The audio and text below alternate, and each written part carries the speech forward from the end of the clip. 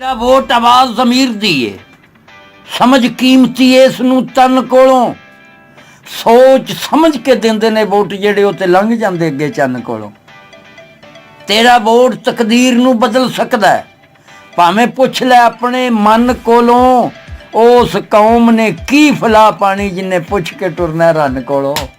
Vote आवाज जमीर दी है, तेरी अजमत दा ए अमीन भी है, इज्जत धीआं ते भैणां दा वोट तेरा जाया करना तेरी तोहीन भी।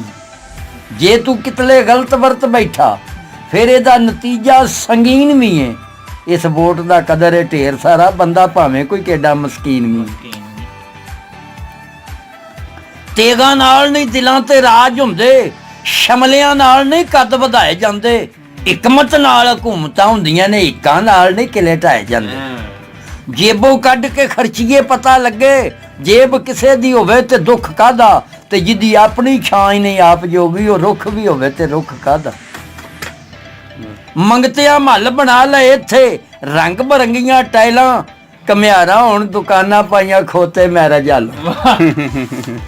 वाह जी वाह। शब को तू हर शब को उनके घर जाया ना कर, मेरी जान मेरे सब्र को आजमाया ना कर।